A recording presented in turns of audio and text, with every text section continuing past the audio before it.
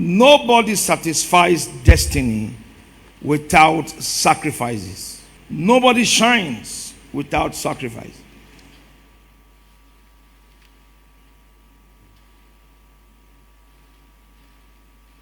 Fasting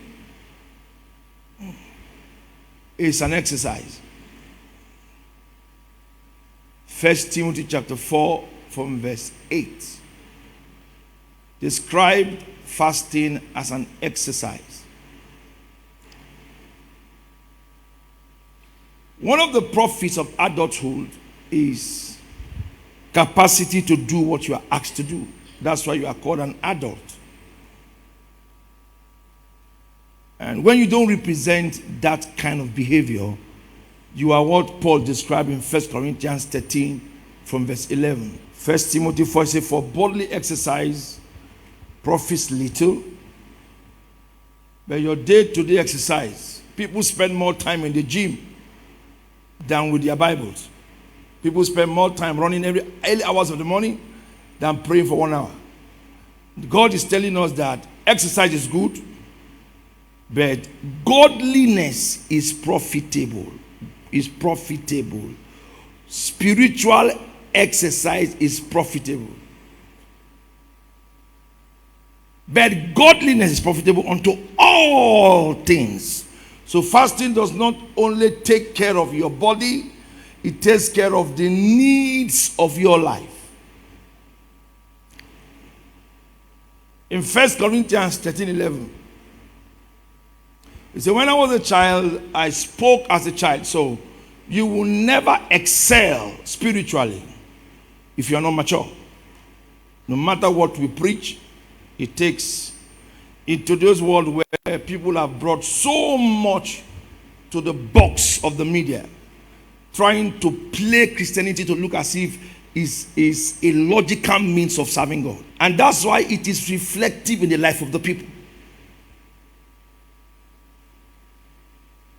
It's showing in the life of the believers how the devil is taking advantage of our lives. So when you are a child, you will still act like a child all the time. In 1 Corinthians chapter 9 from verse 24, Paul described fasting as a race. He said, this is a running race. He said, which run in the race is described it as a race, that there is a prize ahead.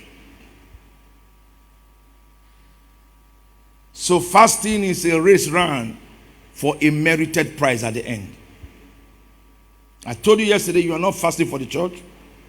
You're not fasting for, you're fasting for yourself.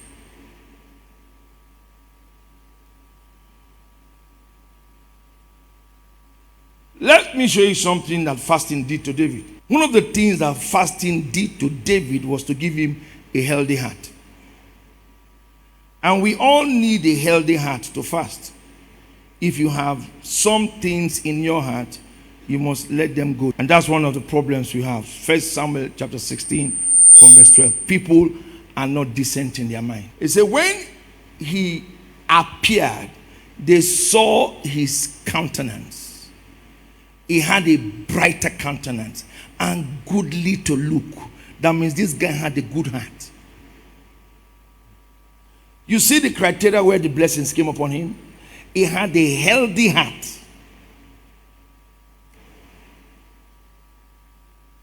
The same David said in Psalm 24 from verse 2, he said, he that cometh to the Lord must come with a clean heart and a pure hands.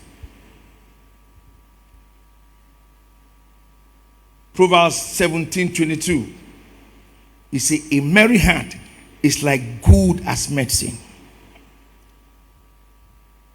A merry heart doeth good like medicine. Now remember, nobody should be laughing at that situation because he was rejected by his father, called the other brothers, and they relegated him. You should be coming to that house frowning. Am I right? Am I right? You will do that. You should be coming to that house heavily frowning. Why would they call a prophet? The family is seated. I'm the only child who was asked to go out. David should be returning back to that house, grudging, frowning, but return with a smile at his face. And that was why, if you look at verse 13, I can see why God blessed him. What I want to show you? There are two brothers in that family. Look at verse 13. And God said, come on, quickly, anoint him. So it was the heart of David that attracted the oil. Look at that. So Samuel took the oil. Go to verse 12, the last phrase. Look at what the Bible said. He said, and the Lord said, arise and do what? Why did he show you all of these things? Because of the state of the boy's heart. He said, rise now and anoint him. He had a healthy heart. And as you are fasting, check your heart. It can hinder a prayer, whether you prayed for 50 hours. Check your heart. It is the basin of destruction and alleviation. Check your heart. I have found, David myself in Psalm 89 from verse 20. I have found, God found a man with a clean heart, with a decent heart, with a heart not polluted with all kinds of opinions.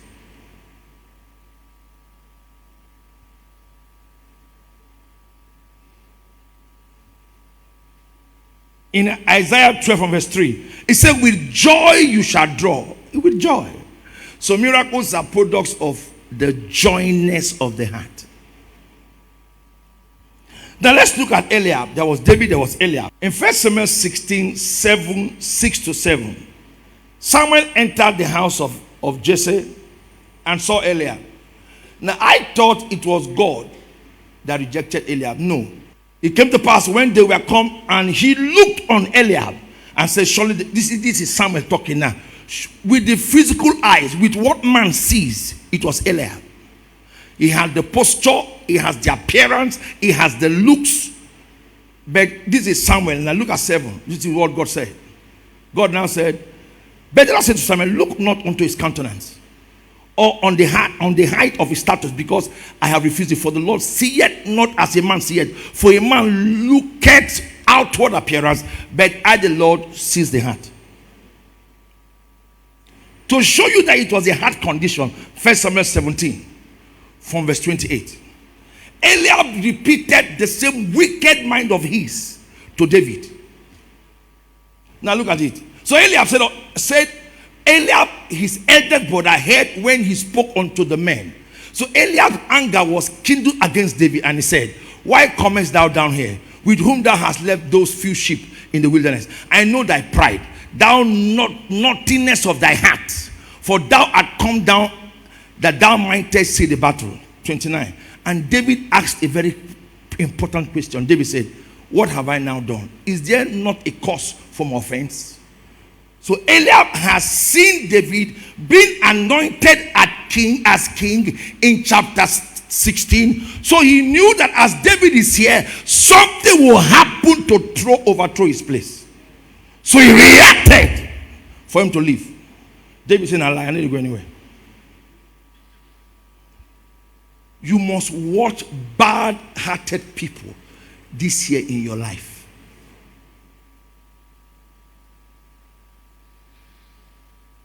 People who don't honor you should not stay close to you. Prayers can never be answered if your heart is not genuine with God and with men. It's not the appearance.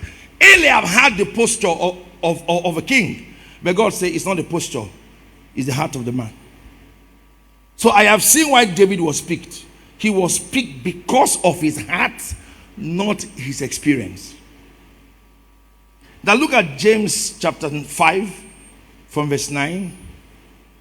Genesis 4, 3, 6 to 7. Watch your heart. Watch your heart. Watch your heart. Watch your heart. Watch your heart. Your heart can hinder your prayers. Your heart will destroy the result you are praying for. Grudge not against one another, lest ye be condemned. Behold, the judge standeth before the door. Stop judging people. Satan is standing behind you.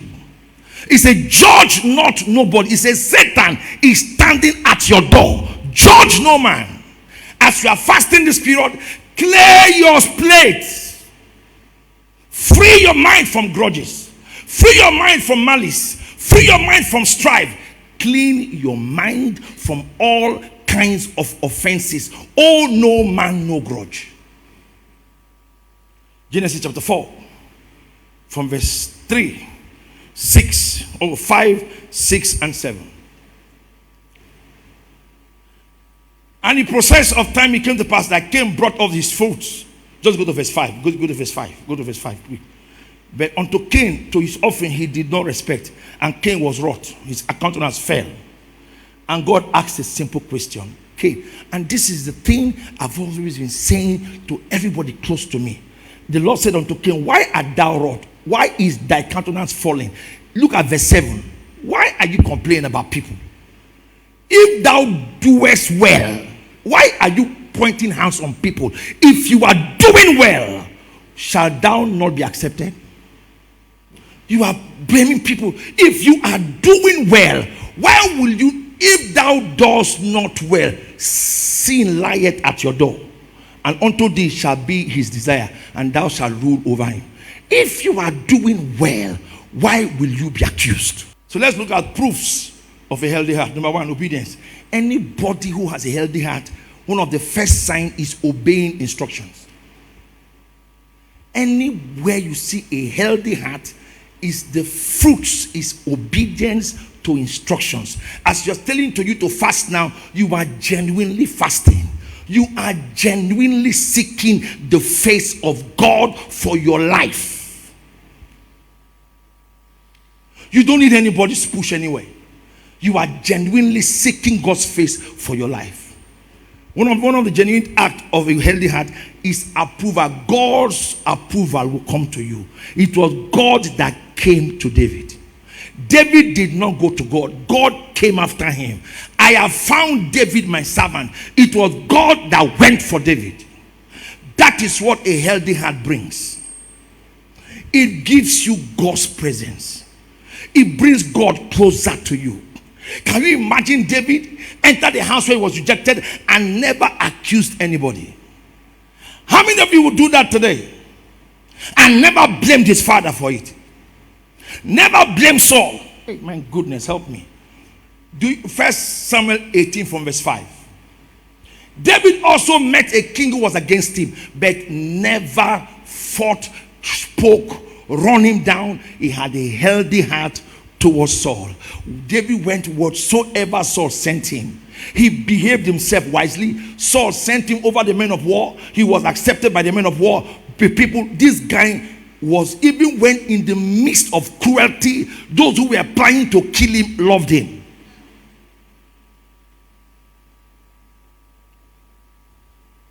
You will attract God's presence with a healthy heart.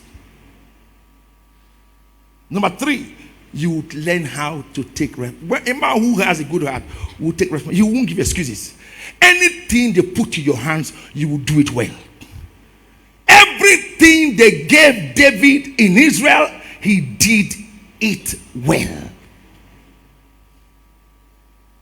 And lastly, sacrifice. When you have a healthy heart, you will make sacrifices for God, for people, not for yourself. David never fought for himself. Everything David did was for God and for Israel and for the king. We never heard that he fought for himself. There was no time. And look at it. This is the problem. You will never see the best of life until you stop fighting for yourself. Because you can't protect yourself. I've always said, your greatest strength is the people around you, not you. Your family is not your greatest strength are the people your life has blessed, the people your life has affected. That is the greatest strength you have. The strength of David was not his prayer life, was not anything. It was the people he raised, and they fought for him when he needed them. When you have a good heart, you will be selfless. Selfless, selfless, selfless. So selfless that you will reject yourself for the cause of life. You know that if you rebuke people, they will frown all through the service. I'm a pastor, I see them do it, but I don't care about that. But you know, David was rejected by the only man who gave birth to him. But you know something? When he was called, look, do you know what it takes for people to gather and they forgot you? They remembered you because they were not choosing. That guy was choosing because everybody there was rejected. So if God has chosen earlier, they won't mention his name in the house. That guy was choosing because everybody that JC presented was rejected. So he was coming in as one who was forgotten and remembered by God to come in. Then you hear him hear the story that his father, his biological father, called his 7 sons and did not see him as a son. But at the time he was coming back, he was busy smiling. He said his countenance was not sad. He was laughing, excited, jumping. So God said, he's laughing. He's not angry that he refused him. He's not sad that he was rebuked. He's not sad that was shouted at. Anoint him. It was that action that made David king. As you start your year, watch your heart. Your heart is more important than the monies you make.